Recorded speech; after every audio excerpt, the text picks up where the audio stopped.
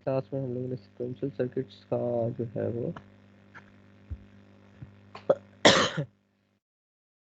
देखा था कि सिक्वेंशियल सर्किट्स है वो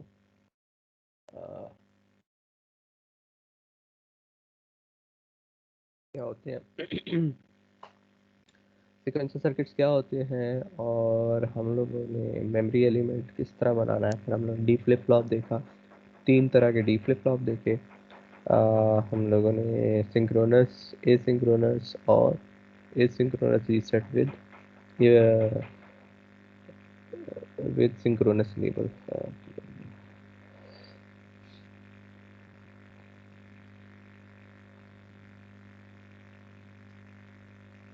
डी फ्लिप हमने देखा कि जो सिक्वेंशियल सर्किट्स है उनके 3 कंपोनेंट्स होते हैं। डी फ्लिप फ्लॉप होता है, रजिस्टर होता है और रजिस्टर फाइल होते हैं। ठीक है, ये तीनों बेसिकली एक बेसिक से बनते हैं। फ्लिप फ्लॉप जो है वो आपके पास 1 बिट स्टोरिंग एलिमेंट है, उसके बाद रजिस्टर आ जाता है। रजिस्टर जो है वो आपके पास फ्लिप फ्लॉप से ही बनता है। मल्टीपल फ्लिप फ्लॉप्स को रजिस्टर बोलते हैं और मल्टीपल रजिस्टर को हम रजिस्टर फाइल बोलते हैं, और ये मेमोरी भी होती है हमारे पास। उसके बाद हमने ये देखा कि जो सीक्वेंशियल सर्किट है वो हमेशा ऑलवेज ब्लॉक के थ्रू बनेंगे। ठीक है, और उसमें नॉन ब्लॉकिंग असाइनमेंट यूज होगी सीक्वेंशियल सर्किट के लिए। ठीक है, ये नहीं है कि ऑलवेज ब्लॉक है तो नॉन ब्लॉकिंग यूज होगी। ऑलवेज ब्लॉक है अगर सीक्वेंशियल है तो नॉन ब्लॉकिंग यूज होगी, और अगर कम्बिनेशनल सर्किट्स हैं तो ब्लॉकिंग यूज होगी। ठीक है, ये है नॉन ब्लॉकिंग का लिखने का तरीका।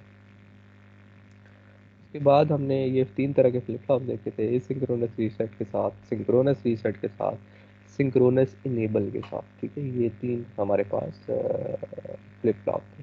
ठीक है, और सिंक्रोनस का मैंने लास्ट टाइम मतलब बताया था कि क्लॉक पे डिपेंड नहीं करता। सॉरी, एसिंक्रोनस का मतलब है क्लॉक पे डिपेंड नहीं करता। सिंक्रोनस का मतलब है कि क्लॉक पे डिपेंड करेगा। हम लोगों ने ये तीनों देखे थे।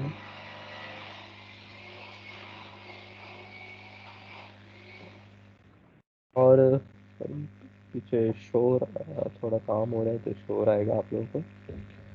अच्छा, फिर हम लोगों ने इनकी एक कोडिंग देखी थी, और कोडिंग में हम लोगों ने फ्लिप फ्लॉप्स में देखा कि ये वाली चीज़ यूज होती है। ठीक, इफ रीसेट तो आउटपुट जो है वो ज़ीरो हो जाती है। अगर रीसेट नहीं होगा तो इनेबल अगर है तो आउटपुट जो है वो डी जो है वो आउटपुट पे शिफ्ट हो जाएगा। तो यही कोड जो है आपके जितने भी सिंक्रोनस सिस्टम है उनमें ये वाला कोड यूज होता है। ठीक है, यहाँ पे देखें तो यहाँ पे भी होगा, नाम इधर चेंज होगा। जो हमने इसका आउटपुट का नाम रखना है जैसे कि वो मतलब इसके आउटपुट का, ये जो सिंक्रोनस सिस्टम बना रहे हैं, जो फ्लिप फ्लॉप बना रहे हैं या रजिस्टर बना रहे हैं, उसकी जो आउटपुट है उसका नाम जो है वो चेंज होगा इधर, बाकी सेम चीज़ होगी।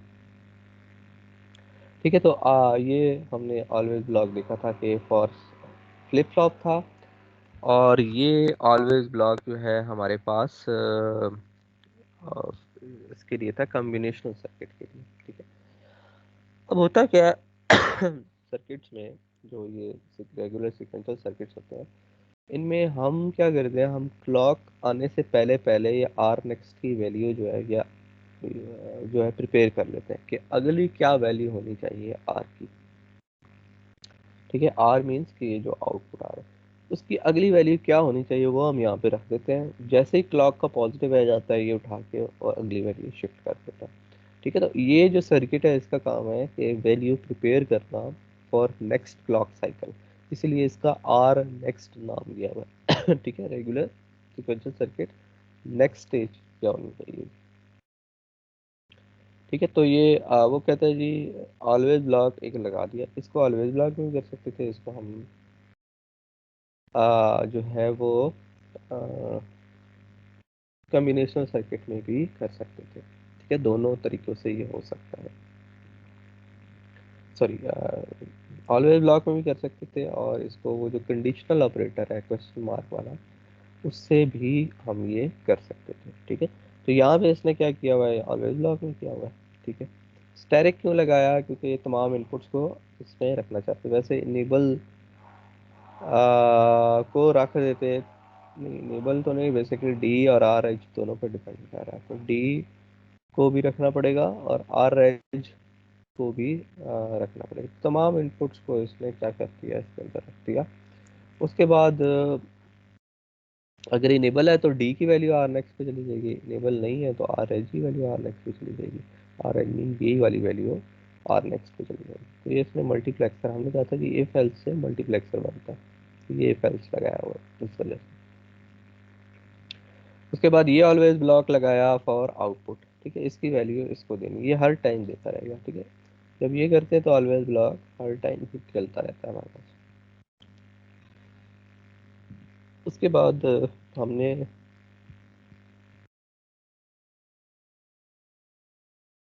रजिस्टर देखा, और रजिस्टर में हमने देखा कि फ्लिप फ्लॉप का ही कोड होता है, लेकिन उसके जो बिट्स हैं वो खाली जो है वो बढ़ जाते हैं, एक अरे की शक्ल में आ जाते हैं। जैसे कि ये पहले 1 बिट का था, अब 8 बिट का हो गया। क्यू जो है पहले 1 बिट का था, अब 8 बिट का हो गया हमारे पास। तो पॉज है, जब तक क्लॉक या पॉज है जब रीसेट पे ये इस ऑलवेज ब्लॉक के अंदर आएगा और क्यू की वैल्यू 0 कर देगा, ये डी कर देगा रीसेट की वैल्यू पे डिपेंड करते हुए। उसके बाद रजिस्टर फाइल जो है ये हमारे पास कलेक्शन ऑफ रजिस्टर्स है, यानी कि मेमोरी एलिमेंट है। उसके बाद वन इनपुट पोर्ट होगी और वन और मोर आउटपुट पोर्ट होगी इसके अंदर, ठीक है। ये भी लास्ट टाइम मैंने आपको सारा करवाया था और ये हमने मेमोरी एलिमेंट बनाया था, ठीक है। उसके बाद एग्जांपल हम देख रहे थे, एग्जांपल में हम लोगों ने यूनिवर्सल शिफ्ट रजिस्टर जो है वो देखा था कि वो क्या होता है।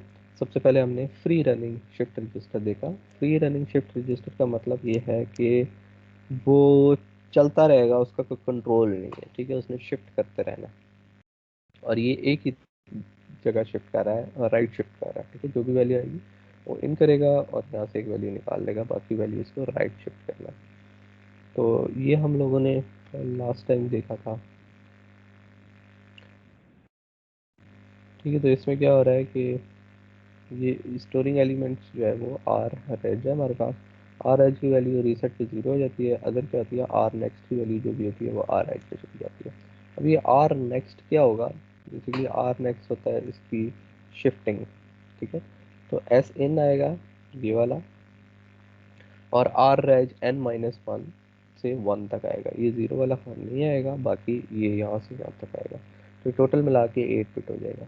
अब यही हम जब आर रेज को देंगे तो वो ज़ीरो से बेसिकली जो यहाँ पे वैल्यू होगी वो ज़ीरो पे शिफ्ट हो जाएगी एंड सो ऑन, ये सारी आगे जो है शिफ्ट होती जाएंगी और एस इन जो है इसके अंदर शिफ्ट हो जाएगा, ठीक है। फिर नेक्स्ट साइकिल के लिए दोबारा से एस इन आएगा एक उसको लिए। और आउटपुट इसकी जो है ये जो लास्ट बिट है, zeroth bit, least significant bit, ये उसकी बेसिकली आउटपुट। उसके बाद यूनिवर्सल शिफ्ट रजिस्टर जो है उसमें आपके पास जो है वो, एक मिनट जरा होल्ड।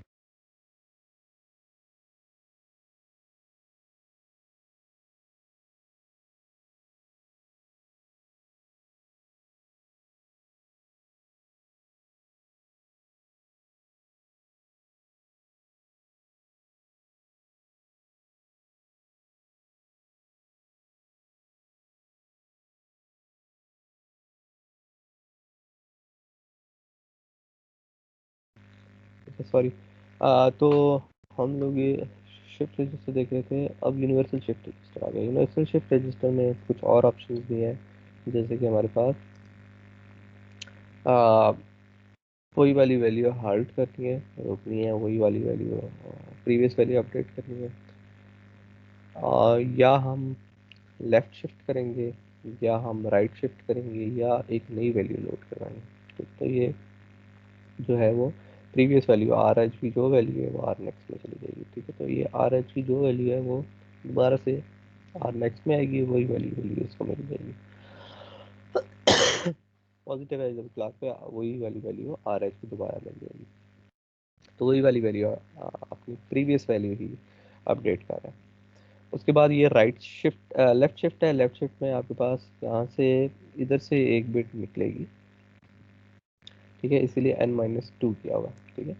तो अब बाकी जगह पे n-1 है हमारे लिए इस तरह में।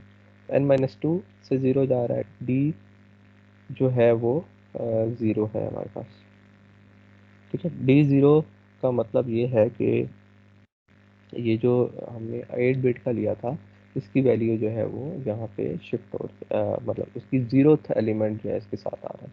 तो यहाँ से एक d0 आएगा, ठीक है। और ये 6 बिट जो है, ये 6 बिट और एक d0 जो है यहाँ पे इसके साथ आएगा, वही इसको r नेक्स्ट को मिलेगा और नेक्स्ट टाइम r एच की वैल्यू वही हो जाएगी, ठीक है। और ये राइट शिफ्ट है और ये जो है एक नई वैल्यू लोड कर रहा है, ठीक है। यहाँ पे डिफ़ॉल्ट इसने सर से लगाया ताकि अगर कोई इसके अलावा वैल्यूज़ आ जाएं, ठीक है। ऑल दो 1-1 भी इस चीज़ को कवर कर देता है, लेकिन अगर कोई और वैल्यू आ जाती है, कोई अननोन वैल्यू आ जाती है, तब भी ये बाहर से वैल्यू लोड कर देगा, ठीक है। उस केस में हमें बेसिकली जज करना आसान हो जाएगा कि किस वजह से हमारे पास जो है वैल्यू गलत आ रही है, ठीक है। वो बेसिकली आपकी कंट्रोल सिग्नल की कोई वैल्यू गलत जा रही होगी, इस वजह से वो वैल्यू गलत आ रही है। उसके बाद ये आउटपुट जो है रेज आर रेज की वैल्यू क्यू को दे रहा है। उसके बाद हमारे पास ये फ्री रनिंग बाइनरी काउंटर है।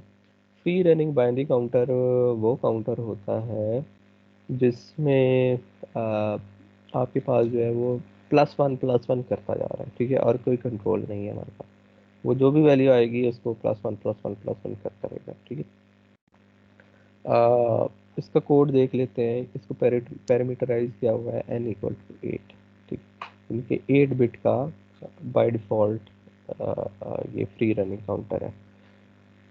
क्लॉक और रीसेट है मैक्सिमम टिक, ठीक है। ये एक सिग्नल है जो कि जब मैक्सिमम वैल्यू हो जाती है तो ये इसको बंद कर देता है, तो हमें पता चलता रहेगा कि कहाँ कहाँ पे मैक्सिमम वैल्यू आई है मतलब, ठीक है। अगर हम इस सिग्नल को रीड करते रहेंगे तो हम जब इसकी वैल्यू 1 होगी तो हम समझ जाएंगे कि अब ये मैक्सिमम वैल्यू पे आ गया, ठीक है।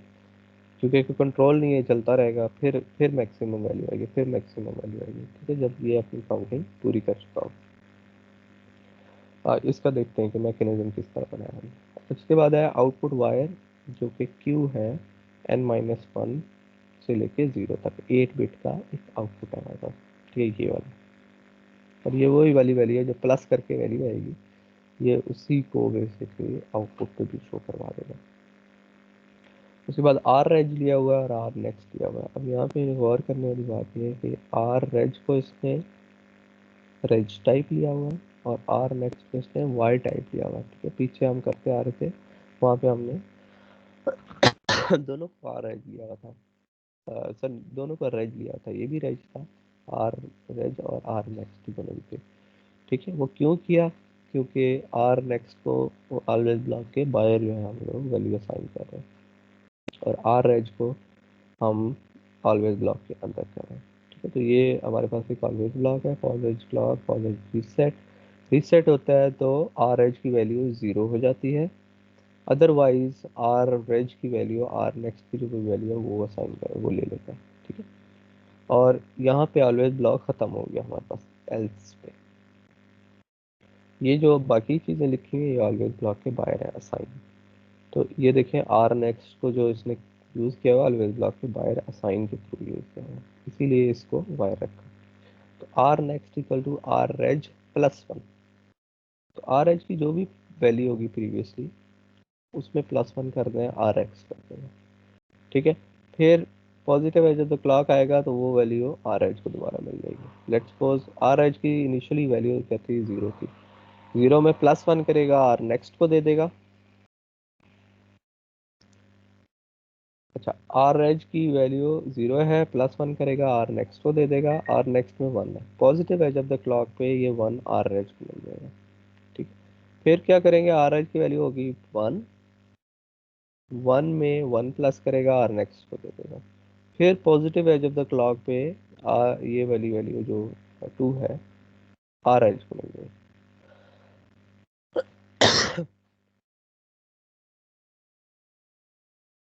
ठीक है, तो यही काम जो है ये प्लस प्लस प्लस प्लस होता रहेगा और आउटपुट जो है वो आर रेज क्यू को असाइन होती रहेगी हमारे पास।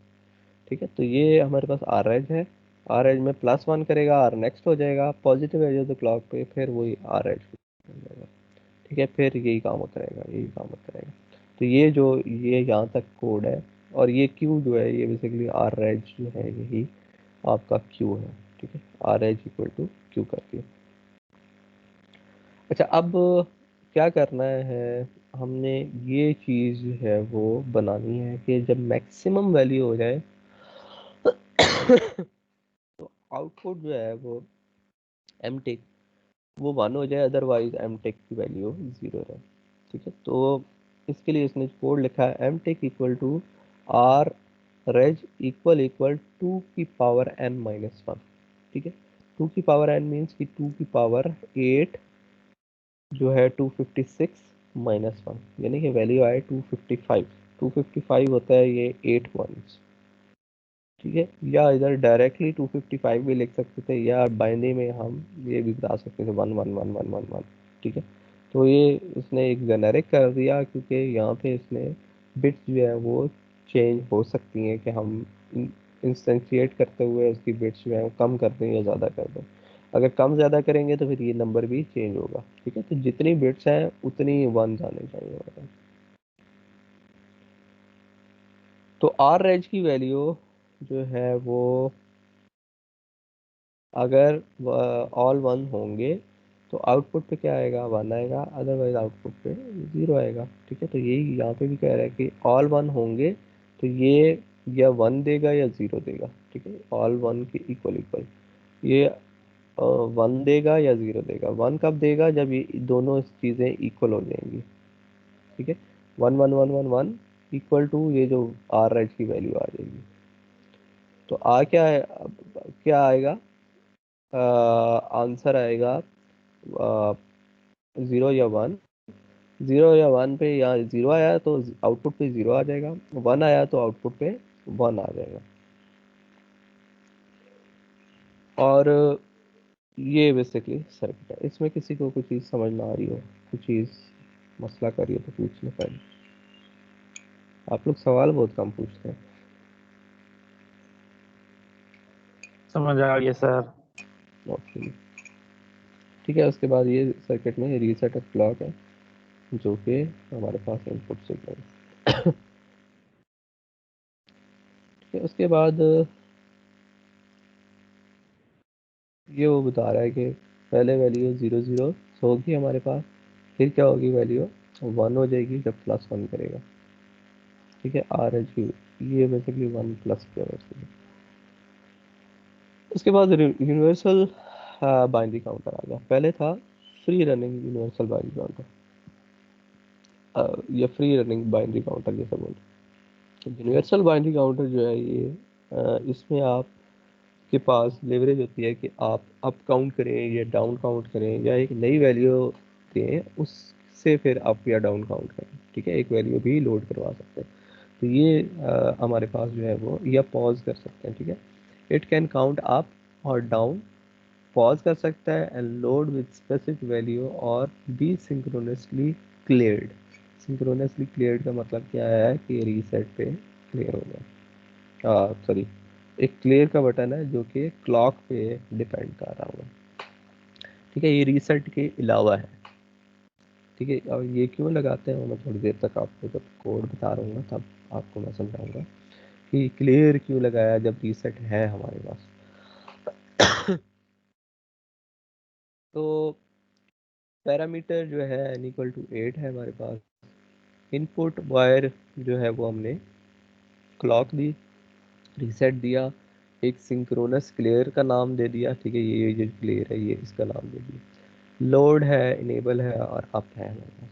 ठीक है, इसमें डाउन नहीं रखा क्योंकि अप से ही हम डाउन भी काउंट कर लेंगे। आपकी वैल्यू 0 होगी तो डाउन काउंट करेगा, 1 होगी तो अप काउंट करेगा।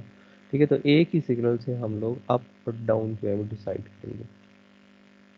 उसके बाद इनपुट जो है वो हमारे पास डी है और ये कितने बिट की है, 8 बिट की, 0 से n - 1 इनके 8 - 1 7, 0 से 7 8 बिट बनेंगे। उसके बाद आउटपुट जो हुआ है वो हमारे पास एम टिक और मैक्स टिक है और मिन टिक है। ठीक है, तो ये अब मैक्सिमम वैल्यू जो पीछे जिस तरह बताई थी वो बताएगा, और मिनिमम वैल्यू भी हम लोग जो है वो जज करेंगे कि मिनिमम वैल्यू कब आ रही है और मैक्सिमम कब आ रही है। ठीक है, तो अगर मिनिमम हमने देखी हो कितनी दफ़ा आई है तो हम इसको चेक करेंगे कि कितनी दफ़ा हाई हुआ।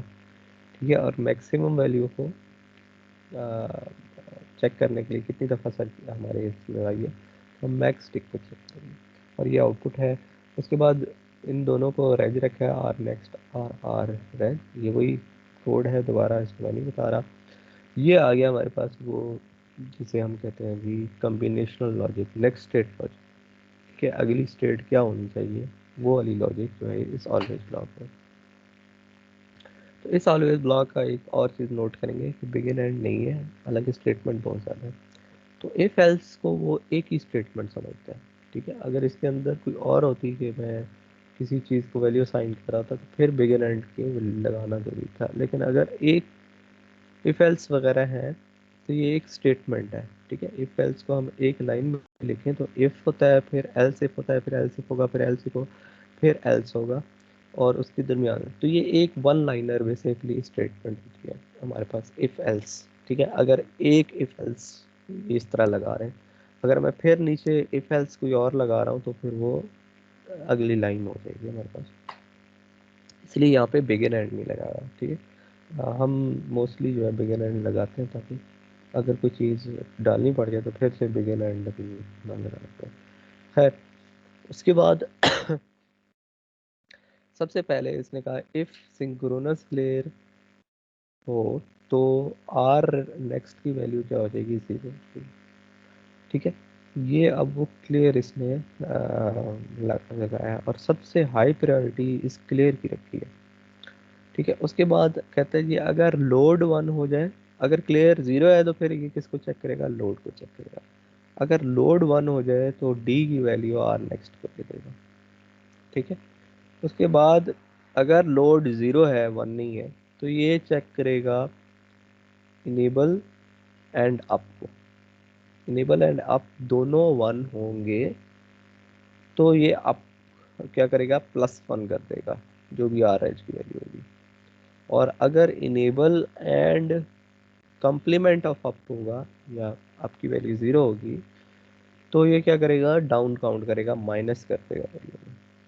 और इसके अलावा जो है यानी कि इनेबल भी 0 है और अप भी 0 है, लोड भी 0 है और क्लियर भी 0 है, तो ये काम करेगा, आर रेज की प्रीवियस वैल्यू आर नेक्स्ट को दे देगा। ठीक है, अच्छा अब अ, ये प्रायोरिटी वाइज चलेगा, सबसे पहले इसको चेक करेगा, फिर इसको चेक करेगा, फिर इनको चेक करेगा, फिर इनको चेक करेगा, और एंड में ये वाली चीज़ एग्जीक्यूट करेगा अगर इनमें से कोई भी ट्रू नहीं होती। अच्छा, उसके बाद मैंने एक चीज़ बतानी थी कि सिंक्रोनस क्लियर क्यों लगाया जब रीसेट था हमारे पास। ठीक है, वो इस वजह से कि हमारे पास सर्किट में बहुत सारे ये कोड्स होते हैं। ठीक है, मैं कहूँ कि ये यूनिवर्सल बाइनरी काउंटर है जो कि एक चीज़ को काउंट कर रहा है, इसके अलावा भी कोई और कोड भी लिखा हुआ है उसमें भी सिंग रीसेट है। तो 4-5 कोड होंगे जिनमें रीसेट जो है वो सबको कॉमनली जा रहा होगा। ठीक है, अगर मैंने पूरा सर्किट पूरा अपनी मशीनरी को रीसेट करना है तो मैं इस रीसेट को प्रेस करूँगा तो मेरी पूरी मशीनरी दोबारा से 0 से स्टार्ट हो जाएगी। ये जो क्लियर होता है ये खाली बाइनरी काउंटर के लिए है। बाइनरी काउंटर की वैल्यू अगर मैंने खाली 0 रखनी है तो मैं इस क्लियर को दबा दूंगा, बाकी सर्किट उसी तरह चलता रहे मेरे पास। ठीक है, तो ये इंडिपेंडेंटली हम लोग अपने सर्किट को 0 वैल्यू देने के लिए जो है वो ये सिंक्रोनस क्लियर जो है ये रखा हुआ हमने। और सिंक्रोनस क्यों है, क्योंकि पहले आर नेक्स्ट को वैल्यू जाएगी, फिर पॉजिटिव है जब तक क्लॉक पे आर रेज को वैल्यू जाएगी। ठीक है, आउटपुट पे वैल्यू पॉजिटिव है जब तक क्लॉक पे ही आएगी हमारे पास। ठीक है, ऑल दो आर नेक्स्ट को तो ये फॉरन वैल्यू दे रहा है, क्लॉक पे डिपेंड नहीं कर रहा, लेकिन हमारा जो कंसर्न होता है सर्किट का वो आर रेज से होता है, आउटपुट से होता है। तो वो तो हमें पॉजिटिव है जब तक क्लॉक पे ही आर नेक्स्ट आर रेज में जाएगा। ठीक है। उसके बाद ये आउटपुट उसी तरह आर एज आर क्यू में चले जाएगा। अच्छा, उसके बाद ये मैक्स टिक उसी तरह R edge equal to two की पावर एन माइनस वन, तो टू की पावर एन माइनस वन यानी कि 255 हो जाएगा। तो वन चला जाए, अदरवाइज क्या जाए, जीरो चला जाए। ठीक है। और मिन टिक के लिए उसने क्या किया है, आर एच की वैल्यू इक्वल इक्वल जीरो हो जाए तो वन चला जाए, अदरवाइज जीरो हो जाएगा। ठीक है। तो मिनिमम पे जीरो जीरो पे ये मिन टिक वन होगा और 255 पे मैक्स टिक जो है वो वन होगा हमारे पास। तो ये फ्री रनिंग बाइनरी काउंट है हमारे पास। उसके बाद एक आता है M mod, mod M counter. Mod M counter का मतलब क्या है कि हम उसको वैल्यू जो देंगे वो उससे वापस आ जाएगा। ठीक है। ये जो काउंटर है ये क्या करेगा, ये काउंट करता रहेगा 255 तक, उसके बाद ऑटोमेटिकली ज़ीरो हो जाएगा। ठीक है। तो अपनी मैक्सिमम वैल्यू पे जाएगा और फिर क्या हो जाएगा, ज़ीरो हो जाएगा। ज़ीरो कैसे होगा, one one one one one eight one में एक और प्लस वन करें तो एक कैरी आता है, बाकी तमाम वैल्यू ज़ीरो हो जाती है। तो कैरी हम हैंडल ही नहीं कर रहे, हम खाली वो 8 बिट को चेक कर रहे हैं। तो वो 8 बिट ज़ीरो हो जाएंगी, कैरी जो मर्जी होता रहे, हमें उससे कंसर्न नहीं है। ठीक है। वो दोबारा से ज़ीरो हो जाएगा और दोबारा से काउंटिंग प्लस प्लस करता रहेगा। बाइनरी काउंटर होता है, इसमें बेसिकली आप जो है वो ये चेक कर रहे होते हो, इसमें ये देख रहे होते हो कि मैंने कहाँ पे अपने सर्किट को वापस ज़ीरो पे लेके आना। ठीक है। ये कहता है G M the mod M counter counts up to M and wrap around. ठीक है। इसको जो वैल्यू यहाँ पे एम में देंगे वो वहाँ तक काउंट करेगा, उसके बाद दोबारा ज़ीरो पे आ जाएगा। ठीक है। इसको कोड देख लेते हैं। ये सारी चीज़ें वही हैं। ठीक है। ये भी वही है, ये आर नेक्स्ट जो है वो वायर में दे दी है, ये भी वही चीज़ है। अब ये एम मोड को इसने यहाँ पे इम्प्लीमेंट किया। ये कहता है जी R next equal to R raise equal equal M minus one, यानी कि आर रेज की वैल्यू जब इस 10 - 1 के 9 के इक्वल हो जाए तो ये क्या कर देगा, उसको ज़ीरो असाइन कर देगा। ठीक है। और अगर ये वैल्यू जो है वो 10 के इक्वल नहीं है तो आर एज में प्लस वन कर देगा। तो ये क्या करेगा, ज़ीरो से लेके 9 तक काउंट करेगा, उसके बाद क्या कर देगा, उसकी वैल्यू ज़ीरो कर देगा। ठीक है। तो दोबारा ज़ीरो, ज़ीरो से लेकर 9 तक काउंट करेगा, ज़ीरो से लेकर, तो ये वाली अगर हम वैसे देखें ये काउंटर कहाँ तक काउंट करेगा, 4 बिट का है। ठीक है। ये जो आर रेज है और आर नेक्स्ट है ये दोनों 4 बिट्स के हैं। 4 बिट में 0 से 15 तक जो है वो काउंटिंग जानी चाहिए, लेकिन हम उसको पहले ही बेसिकली रैप अराउंड कर रहे हैं, 0 पे लेके आ रहे हैं। तो ये वो लॉजिक है और ये आउटपुट लॉजिक है, और ये एम टिक को उसने बताया हुआ कि एम टिक में किस तरह करना है। तो उसके बाद टेस्ट बेंच जो है वो हमारे पास सिक्वेंशियल सर्किट्स में टेस्ट बेंच किस तरह बनता है ये हम अभी देखते हैं।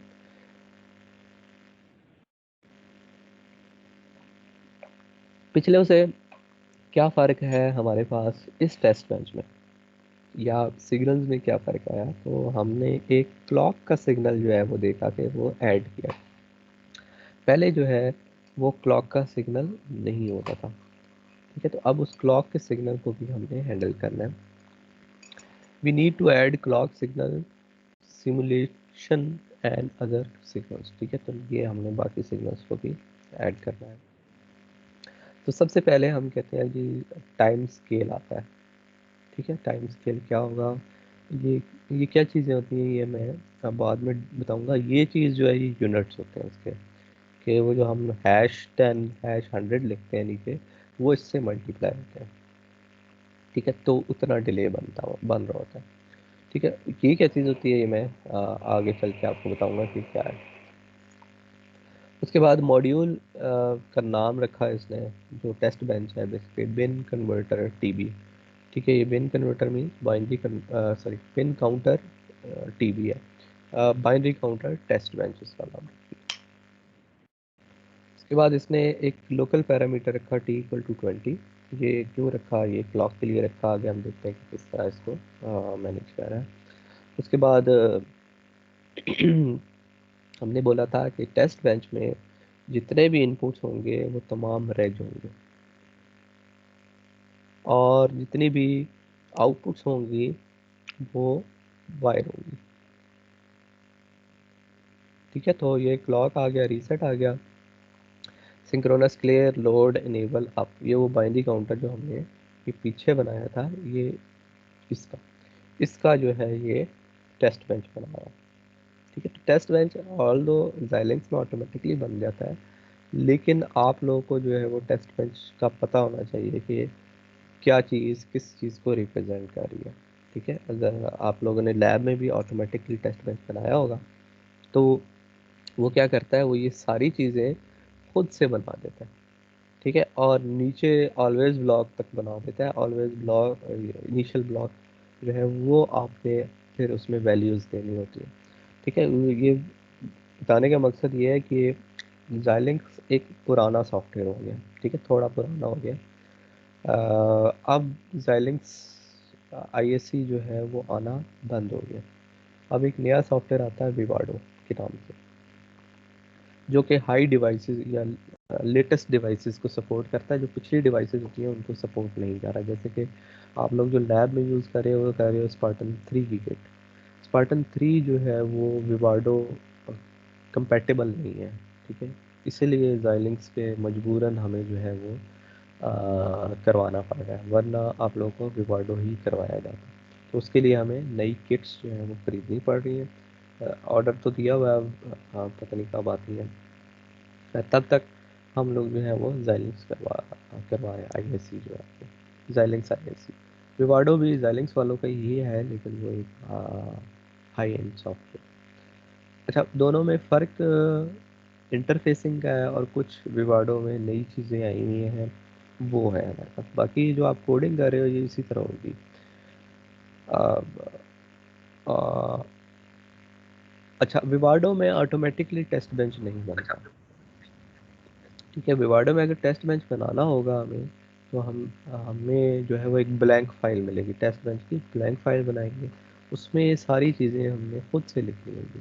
तो लेटेस्ट सॉफ्टवेयर में ये चीज़ें खुद से जो है आपने लिखनी थी। इस वजह से आपको टेस्ट बेंच के बारे में पता होना चाहिए कि फर्स्ट करो कल को आपकी कहीं जॉब लगती है और वो विवाडो यूज़ कर रहे होंगे, तो वहाँ पे टेस्ट बेंच आपको बनाना आना चाहिए कि किस तरह बनता है। सिंपल है, कोई मुश्किल चीज़ नहीं है। ठीक है, जो भी इस जो जिसका टेस्ट बेंच बनाने जा रहे हो उसके जितनी भी इनपुट्स हैं, ठीक है, ये जो जितनी भी इनपुट्स हैं उनको आपने रखना है रेज, और जितनी भी इसकी आउटपुट है उनको आपने एज अ वायर डिक्लेयर करना है। तो रीसेट हो गया, क्लॉक हो गया, synchronous clear, load, enable, up और डी, ये तमाम क्या होगी उसके पास रेज होगी। और ये एम टिक, मिन टिक और सॉरी मैक्स टिक, मिन टिक और क्यू जो है आउटपुट थी, ये वायर होगी। ठीक है, और ये रेज क्यों रखते हैं, क्योंकि इनको आगे ऑलवेज इनिशियल ब्लॉक और ऑलवेज ब्लॉक में हम लोगों ने वैल्यू असाइन करनी होती है। तो जब हमने कहा जी ऑलवेज ब्लॉक में किसी चीज़ को वैल्यू असाइन करेंगे तो उसकी उसका टाइप क्या होनी चाहिए, रेज होनी चाहिए, इसलिए। अच्छा, उसके बाद ये इंस्टेंसिएशन हुई है हमारे पास मॉड्यूल की। ठीक है, ये जो हमने मॉड्यूल बनाया था बाइनरी काउंटर का, ठीक है, उसका नाम था universal underscore binary underscore counter, और उसका पैरामीटर बाय डिफ़ॉल्ट जो है वो 8 था। जब हमने इंस्टेंशिएट करवाया तो उसका पैरामीटर चेंज करके हमने n = 3 कर दिया। ठीक है, तो अब ये 3 बिट का बाइनरी काउंटर बन गया हमारे पास। ठीक है, नाम लिखते हैं उसका, उसका अगर पैरामीटराइज है तो हैश डॉट एन करके उसके पैरामीटर देते हैं। उसके बाद उसका नाम, जो कॉपी का नाम है वो देते हैं। कॉपी का नाम ये ऑटोमेटिकली UUT दे रहा होता है। ठीक है, जिसका एब्रीवेशन बनती है यूनिट अंडर टेस्ट। ठीक है, तो यूनिट अंडर टेस्ट उसका नाम दे देते हैं। उसके बाद क्लॉक को क्लॉक के साथ जोड़ा, रीसेट को रीसेट के साथ, सिंक्रोनस क्लियर को सिंक्रोनस क्लियर के साथ, लोड को लोड के साथ, इनेबल के साथ। आप तो जो सिग्नल है उसको उसी के साथ जोड़ देना है आपने। ठीक है, ये भी उन्हीं नाम से बने हुए हैं। वहाँ पे भी इसी नाम से सिग्नल बनेंगे। ठीक है, तो इसमें हर्ज नहीं होता कि आप वहाँ पे नाम कुछ और रखें, यहाँ पे कुछ और रखें, ये ज़रूरी नहीं है, सेम नाम हो सकते हैं आपके पास। उसके बाद ये अ, आगे फर्दर कोड लिख रहा है। फर्दर कोड में इसने एक ऑलवेज ब्लॉक बनाया। ठीक है, तो ये ऑलवेज ब्लॉक बनाया। पहले हम लोग देख रहे थे खाली इनिशियल ब्लॉक यूज़ कर रहे थे हम इसमें टेस्ट बेंच में। अब हम ऑलवेज ब्लॉक भी यूज़ करेंगे। तो इस ऑलवेज ब्लॉक में हम लोगों ने क्लॉक को खाली जो है वो वैल्यू देने के लिए ऑलवेज ब्लॉक को यूज़ किया। ठीक है, तो क्लॉक को वैल्यू देने के लिए क्लॉक इक्वल टू, अच्छा इस इधर ऑलवेज ब्लॉक की सेंसिटिविटी लिस्ट में कुछ भी नहीं आएगा। जो टेस्ट बेंच में बनाते हैं उसकी सेंसिटिविटी लिस्ट में कुछ नहीं आता, क्योंकि कोई इनपुट ही नहीं होती हमारे पास। ठीक है, जो हम टेस्ट बेंच बनाते हैं उसका कोई इनपुट नहीं होता। तो क्लॉक को पहले 1 दिया, तो क्लॉक क्या हुई, हाई हुई। कितनी देर के लिए, वो टी डिवाइड बाई 2 कर दिया, और टी इसने यहाँ पे शुरू में डिफाइन किया था, टी की वैल्यू है इक्वल टू 20। तो टी डिवाइड बाई 2 करेंगे तो क्या आएगा, 10। और ये पर यूनिट क्या साइज है हमारे पास, 1। तो 10 इंटू 1 यानी कि 1 नैनो सेकेंड के लिए आपकी जो क्लॉक है वो अप रहेगी। ठीक है, तो टी डिवाइड बाई 2 जो है वो 10 देता है, तो 10 नैनो सेकेंड के लिए वो अप रहेगी। ठीक है, ये जो एक यूनिट होता है ये 10 का होता है। 10 सेकेंड के लिए अप रही, उसके बाद क्या किया, क्लॉक को ज़ीरो कर, क्लॉक को ज़ीरो किया, और वो कितनी देर के लिए ज़ीरो रही, वो फिर 10 नैनो सेकेंड के लिए ज़ीरो रही। उसके बाद ये ऑलवेज ब्लॉक दोबारा से चलेगा। ठीक है, और ये कंटिन्यूसली चलता रहेगा, फॉर एवर है। ठीक है, ये लिखा हुआ है 20 nano second clock running for ever. ठीक है, अब ये 10 सेकेंड के लिए अप है और 10 सेकेंड के लिए डाउन है, तो टोटल पीरियड इसका 20 नैनो सेकेंड हो जाएगा मतलब। तो ये जो 20 नैनो सेकेंड की हम लोगों ने क्लॉक बनाया, every 10 nano second clock value toggle. ठीक है,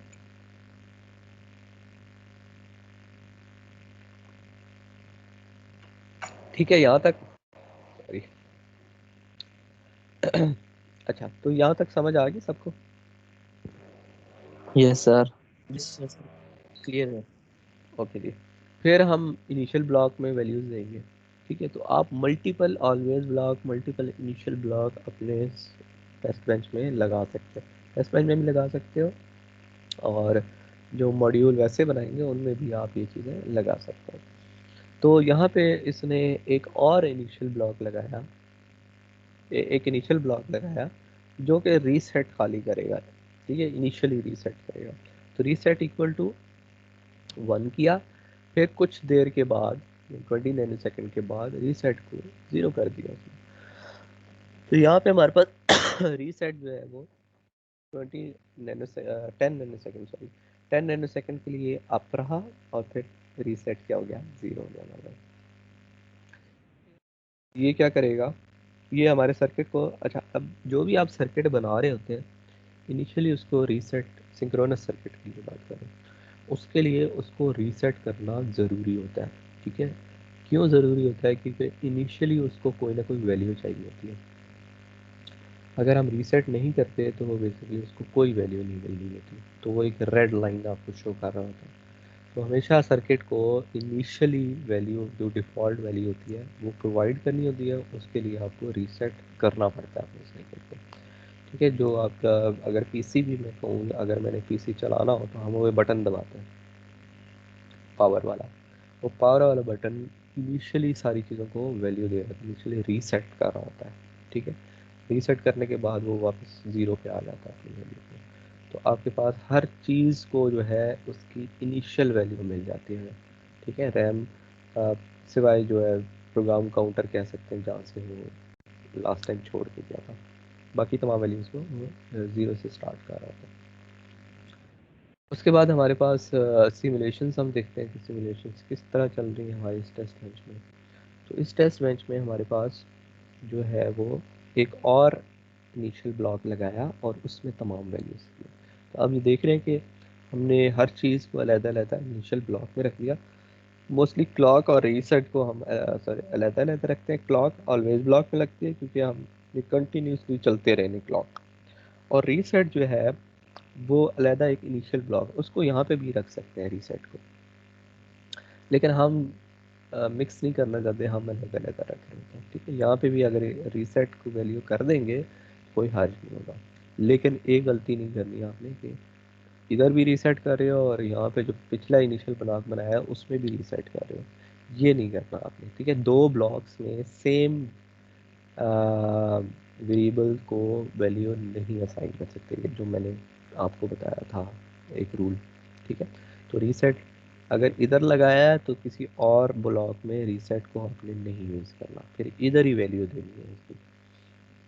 ठीक है, कोई भी रीसेट हो या कोई भी सिग्नल हो, एक ब्लॉक में अगर दे दी वैल्यू तो फिर उसी ब्लॉक में देनी है, किसी और ब्लॉक में जाके उसको यूज़ कर सकते हैं, उसकी वैल्यू असाइन नहीं कर सकते। ठीक है, मैं क्लॉक को यहाँ पे इधर clock reset equal to clock कर सकता हूँ। ठीक है, लेकिन क्लॉक इक्वल टू 1 या कोई वैल्यू नहीं असाइन कर सकता अगर मैंने यहाँ पे किया हो। ठीक है, उसके बाद सिंक्रोनस क्लियर की वैल्यू 0 रखी, लोड की 0, सब की वैल्यू 0 रखी सिवाय अप के। ठीक है, अप की उसने 1 रखी।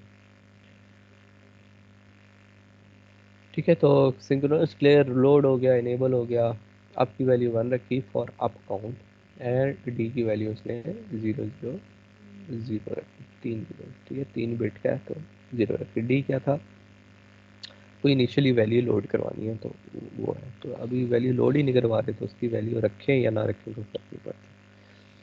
अच्छा, उसके बाद ये एक सिग्नल है जो आप लोगों ने पहले नहीं देखा होगा। ये जो है वो ट्रिगर होता है या तब तक यहाँ पे रुका रहता है जब तक इसकी बीच वाली वैल्यू जो है वो ट्रू नहीं हो जाती। ठीक है, जिस तरह ऐट हम ऑलवेज ब्लॉक के साथ लगाते थे, इस तरह यहाँ पे खाली ऐट लगा हुआ है। ये ऐट यहाँ पे वेट करेगा जब तक negative edge of the reset नहीं मिलता। ठीक है, तो negative edge of the reset तक इन तमाम की वैल्यूज यही रहेगी, यहाँ पे वेट करेगा।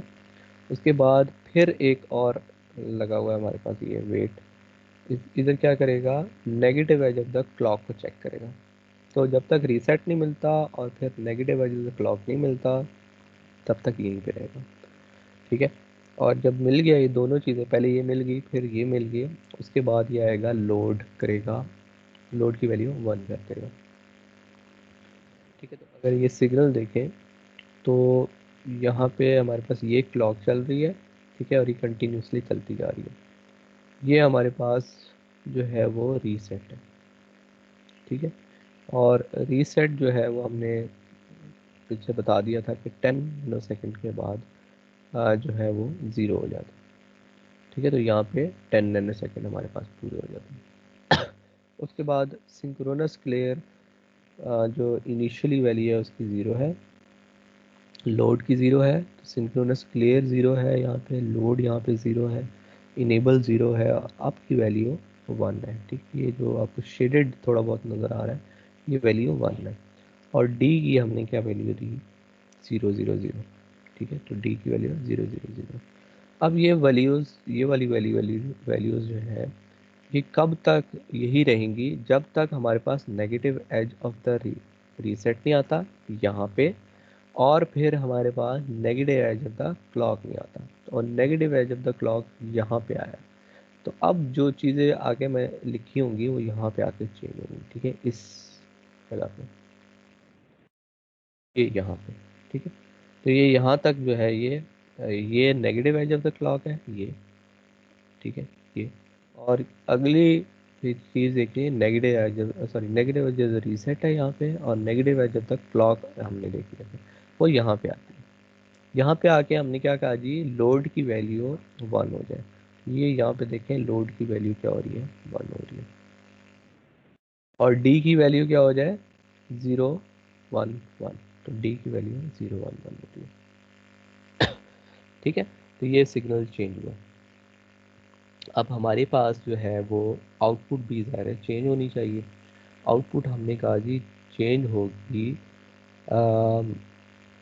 क्या आउटपुट आनी चाहिए, आउटपुट वही आनी चाहिए जो हमने कहा जी, लोड अगर 1 है, यहाँ पे लोड 1 है, तो डी की वैल्यू जो है वो ही क्यू पे शिफ्ट हो जाएगी। ठीक है, अगर मैं कोड दिखाऊँ आपको,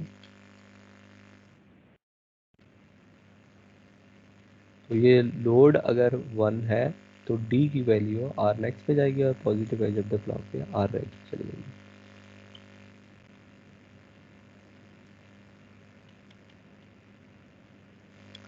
ठीक है, तो यहाँ पे क्योंकि पॉजिटिव एज नहीं आया है, ठीक है, ये थोड़ा सा ना हमारे पास ये डायग्राम सेट थोड़ी सी जो है ना शिफ्ट हुई है यहाँ पे, फिर इसको यहाँ पे होना चाहिए। ठीक है, ये जब कॉपी पेस्ट किया तो उस टाइम पे ये थोड़ा सा इसमें, ठीक है, तो अब अगर मैं दिखाऊं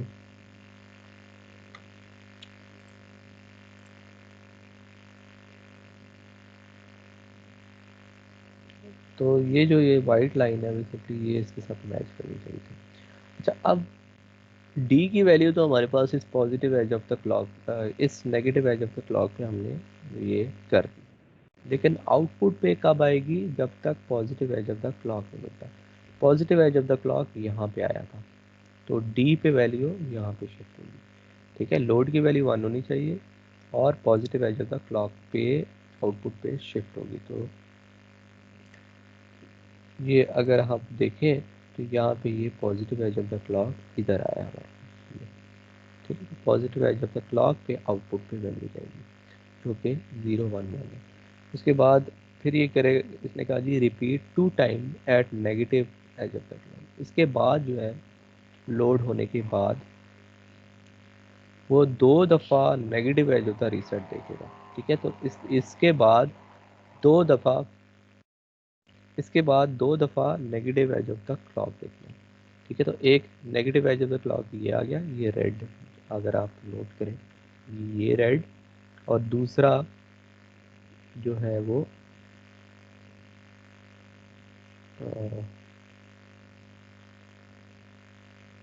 सॉरी, ये जो negative edge of the reset है क्लॉक है वो यहाँ पे आ रहा है। ठीक है, उसके बाद इसने कहा जी लोड की वैल्यू 0 कर दें। लोड की वैल्यू क्या होगी यहाँ पे, 0 होगी। उसके बाद कहता है repeat 2 time negative edge of the clock. तो एक नेगेटिव एज ये हो गया और एक नेगेटिव एज ये हो गया, तो दो नेगेटिव एज जो है वो हमने वेट करना है। तो दो नेगेटिव एज यहाँ पे बन गया इधर, और यहाँ पे आके वो कहता है जी सिंक्रोनस क्लियर इक्वल टू 1।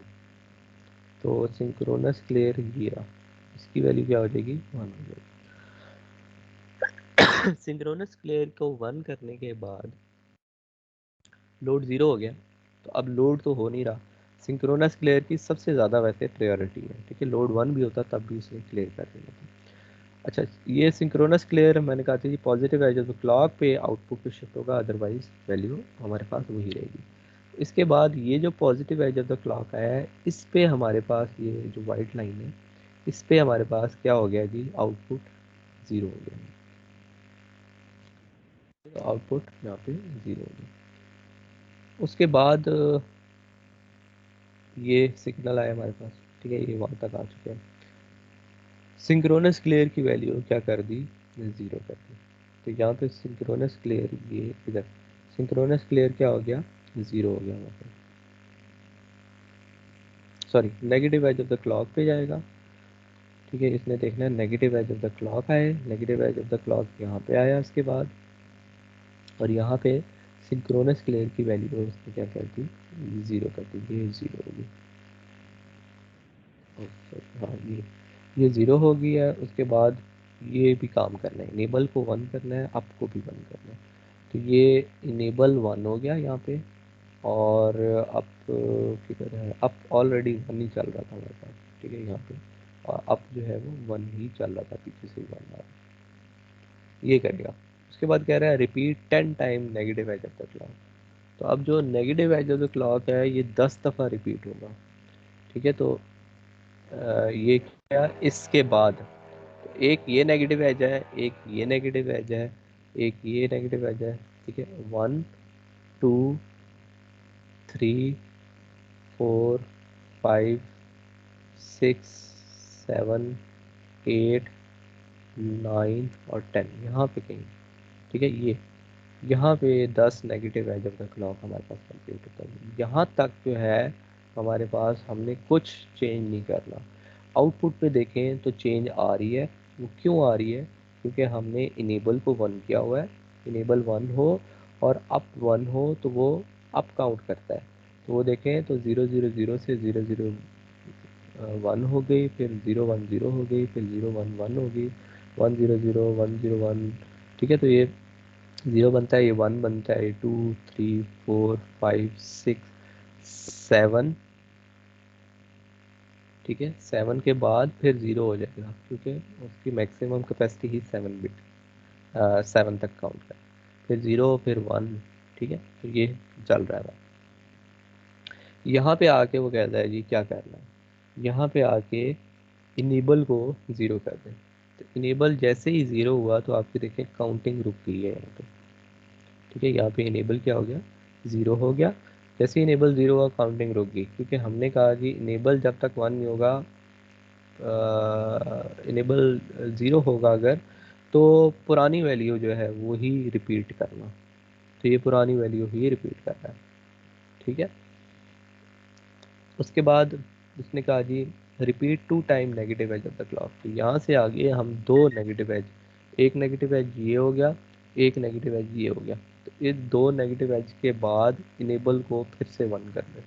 तो इनेबल यहाँ पे फिर से 1 हो गया। तो काउंटिंग देखिए यहाँ पे पॉजिटिव एज, हर पॉजिटिव एज पे वो काउंटिंग शुरू कर दी उसने, ठीक है जी।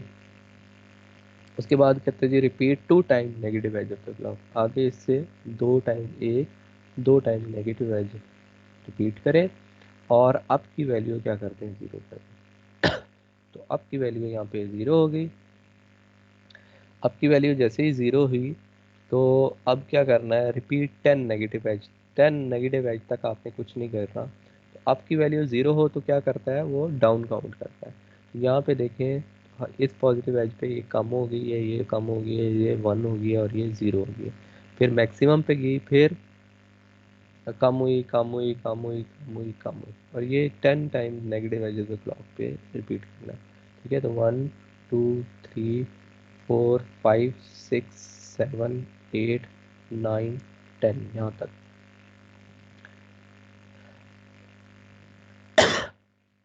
ठीक है। तो यहाँ पे उसने जो है वो आ गया। इधर आके उसने क्या है, वेट क्यू इक्वल टू 2, कह रहा है जी कोई सिग्नल चेंज नहीं करना जब तक Q की वैल्यू 2 के बराबर नहीं होती। तो Q की वैल्यू यहाँ पे क्या है, यहीं पे 2 है ये, ठीक है। ये यहीं पे 2 है उसकी वैल्यू। तो फिर क्या कहता है, negative edge of the clock आए, negative edge of the clock यहाँ पे आएगा। यहाँ पे आके आपकी वैल्यू को फिर से बंद कर देगा, ठीक है। तो आपकी वैल्यू को फिर से बंद कर देना है और यहाँ पे आपकी वैल्यू 1 हुई भी है। फिर क्या करना है, negative edge of the clock का वेट करना है। यहाँ पे negative edge of the clock है, फिर वेट करना है जब तक मिन टिक की वैल्यू 1 नहीं होती, ठीक है।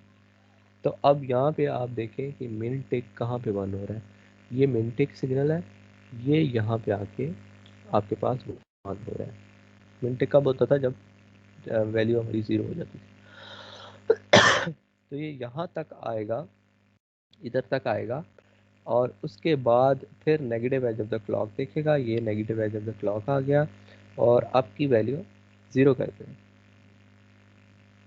और अब की वैल्यू ये 0 हो गया हमारे पास, ठीक है। और फिर इसने क्या किया कि hash 4 × T,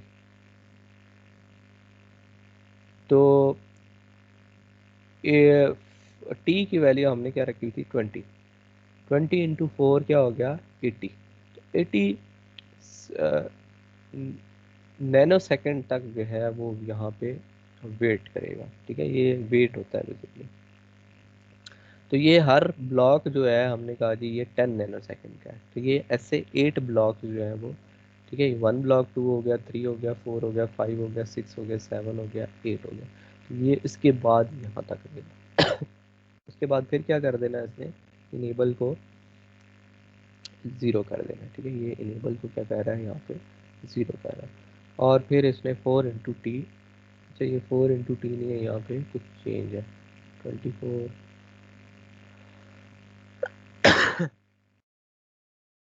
24 wait for 24 length. अच्छा ये वैल्यू को गलत लिखी है, 8 10। उसके बाद यहाँ पे आके स्टॉप करें, ठीक है। ये कोई वैल्यू इसने गलत रखी है, 24 बनता नहीं है, 4 × 10 जो है वो 40 बन रहा होता है, इसमें 24 नैनो सेकेंड रखा है, ठीक है। तो इसको आप जो है वो चेंज कर सकते हैं, ये गलत लिखा है। उसके बाद क्या कर देना है, स्टॉप। तो जैसे ही हमने ये स्टॉप लिखा तो यहाँ पे देखें सिमुलेशन रुक गई है, ठीक है। इससे आगे सिमुलेशन नहीं है, मतलब फ़ौरन जो है वो सिमुलेशन हमारे सारी स्टॉप हो गई। इसके बाद ये ख़त्म हो गया।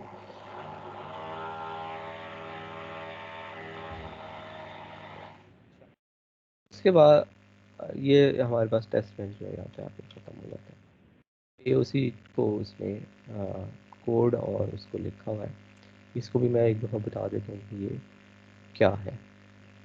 अच्छा, इसमें जो चीज़ याद रखने वाली है, ये सारा याद करने की ज़रूरत नहीं, टेस्ट बेंच याद करने की ज़रूरत नहीं है और ना ही आपको याद होगा कभी।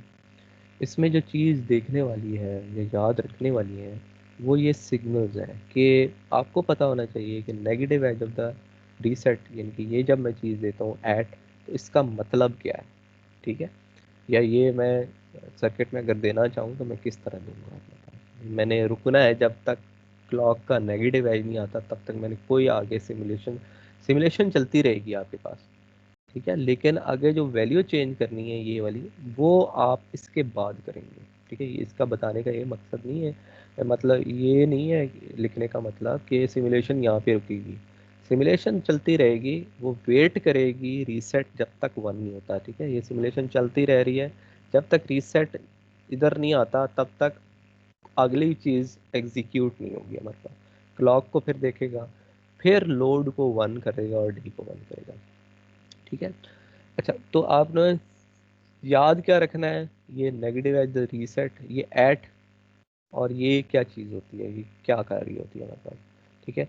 रिपीट क्या काम करती है, ठीक है। रिपीट जो है वो जो भी चीज़ से आगे लिखी होगी उसको उतने टाइम रिपीट करेगी जितने टाइम उसके अंदर लिखा होगा, ठीक है। बाकी यही चीज़ दोबारा यहाँ पे भी यूज़ हो रही है, यही चीज़ यहाँ पे भी यूज़ हो रही है। तो आपको देना आना चाहिए कि मैंने अब अगर मैंने 10 clock negative edge of the clock check करने हैं तो मैं किस तरह लिखूँगा, ठीक है। तो मैं रिपीट 10 लिखूँगा और add negative edge of the clock लिखूँगा, या ये लिखा हुआ है तो इसको बेसिकली आपने मार्क किस तरह करना है कि ये कहाँ तक पहुँचा, जिस तरह मैं एक एक चीज़ को कर रहा था। उसके बाद एक और चीज़ थी वेट इधर, ठीक है। वेट क्या है, वेट है जब भी हम ने बेसिकली उससे आगे किसी सिग्नल को चेक करना हो कि ये जब तक ये वैल्यू नहीं आएगी तब तक आगे कोई काम नहीं करना, ठीक है। तो वो काउंटिंग करता रह रहा है, जब जैसे ही वो वैल्यू आई, ठीक है, उसने क्या कर दिया, वो आगे चला गया, ठीक है, वो अगली चीज़ एग्जीक्यूट करने लग गया। वेट है, और क्या है, एक और चीज़ थी, वेट है नहीं, ये है बस। तो ये 3-4 चीज़ें, ये हैश तो खैर पहले कर चुके, ठीक है। तो ये 3-4 चीज़ें ही हैं कि ऐट और अंदर जो लिखा होगा वो क्या है, और वेट वेट क्या है, ठीक है। वेट और इसमें फ़र्क है, वो आगे हम जब सिमुलेशंस को फर्दर देखेंगे तो आपको मैं बताऊंगा कि वेट और इसमें क्या फ़र्क है, ठीक है। चलो मैं बता ही देता हूँ एक मिनट। वेट में आप किसी सिग्नल की को ट्रिगर नेगेटिव एज या पॉजिटिव एज चेक कर सकते हैं ओनली, सॉरी इसमें एट द रेट में, ठीक है। एट द रेट में सिग्नल का आप नेगेटिव एज या पॉजिटिव एज ये एजेस चेक कर सकते हो। वेट में सिग्नल की वैल्यू चेक होती है, जैसे कि यहाँ पे एम टिक की वैल्यू 1 चेक कर रहे हैं और पीछे वेट में क्यू की वैल्यू इक्वल टू चेक कर रहे हैं, तो उस सिग्नल की वैल्यूज़ जो है वो किसी चीज़ के इक्वल रख के हम चेक कर सकते हैं। इसमें हम ये नहीं कर सकते कि वेट क्यू इक्वल, इधर हम नहीं कर सकते क्यू इक्वल टू, ठीक है, ये गलत है। ये सेंसिटिविटी एक तरह की है हमारे पास कि सिग्नल की पॉजिटिव एज या नेगेटिव एज में इस तरह की कंडीशंस खाली चेक कर सकते हैं। ठीक है, तो यहाँ पे हमारे पास ये टेस्ट बेंच खत्म हुआ। ये लास्ट चीज़ को मैं एक दफ़ा फिर बता देता हूँ। ये बेसिकली टेस्ट बेंच है और ये हमारे पास यूनिवर्सल बाइनरी काउंटर का कोड है यहाँ तक। ठीक है, टेस्ट बेंच खाली इसने शुरू वाले लिखे हैं, बाकी दूसरी नहीं लिखे। ठीक है, वही जो मैं पीछे करवा चुका हूँ वही लिखे हैं।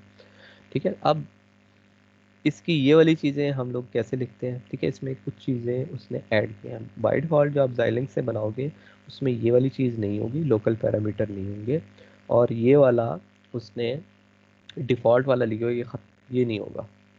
ठीक है, तो ये आपको खुद से ऐड करना पड़ेगा, ये आपको खुद से ऐड करना पड़ेगा कोड के अंदर। और फिर बाकी यहाँ से आगे तो सारी चीज़ें आप लोगों ने खुद है, इनिशियल ब्लॉक होता है, बाकी ब्लॉक्स ये इस तरह के आपने खुद ऐड करने हैं।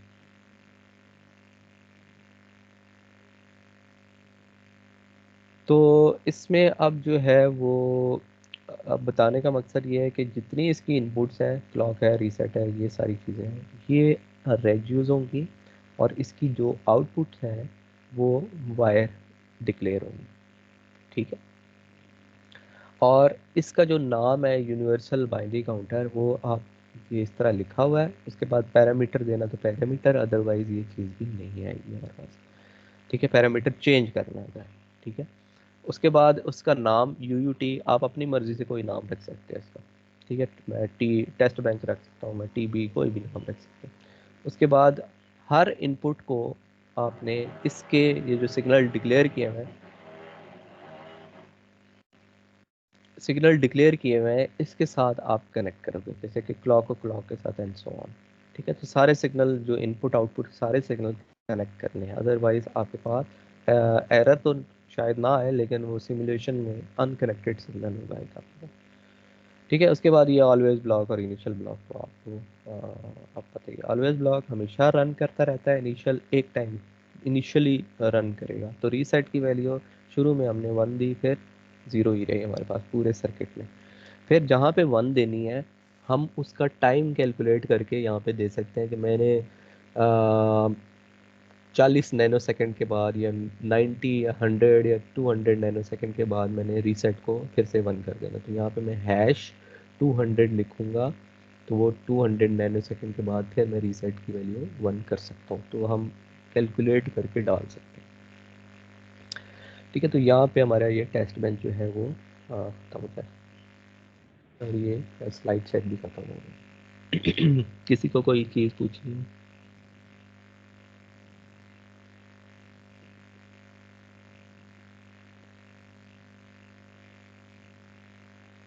क्लियर है सर। ओके, ठीक है, फिर मैं अटेंडेंस लेता हूँ और आज की क्लास हम यहाँ पे ख़त्म करते हैं।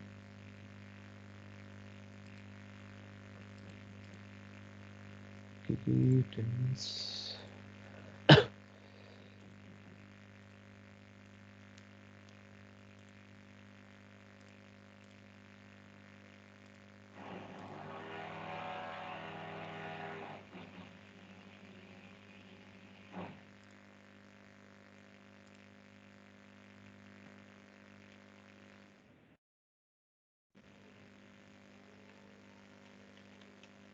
लैब में आप लोगों ने अभी तक क्या किया है, लास्ट लैब में?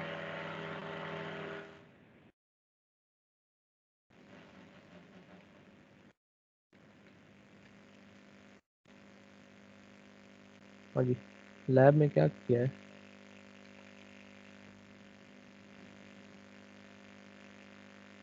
किसी को नहीं पता क्या किया?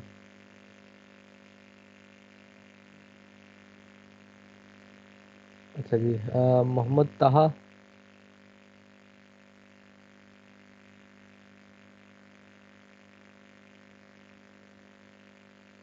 अब्दुल वहाब,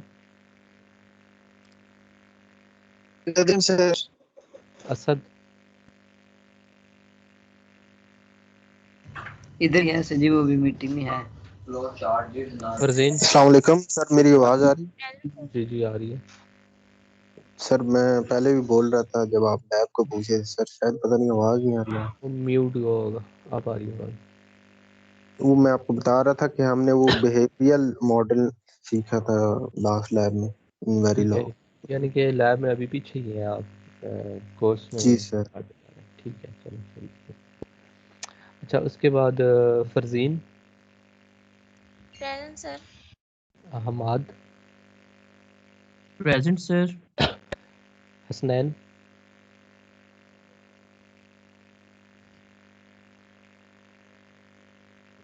हसनैन नहीं है, 03 है। अच्छा, मनाल, प्रेजेंट सर।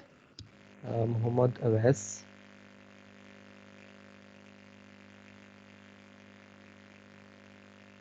अवैस नहीं है। Nabeel, yes sir. Waleed, present sir. Hamza, present sir. Usman, Usama sorry, present sir. Zeeshan, present sir. Mohammad Bilal, present sir. Waqar, present sir. Mohammad Hamza Khan, present sir. Naveed,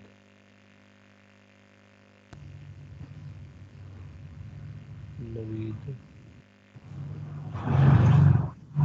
Mohammad Waseem, present sir. Anas, Anas नहीं, यस। अच्छा, मोहम्मद अरसलान, प्रेजेंट सर। मोमिन, मोमिन आदिल नहीं है, ठीक है। Hafiz Hamza, present sir. Ahmad Ali, present sir. Present. ठीक है जी। तो नेक्स्ट वीक आपका जो है वो क्विज़ हो सकता है, ठीक है।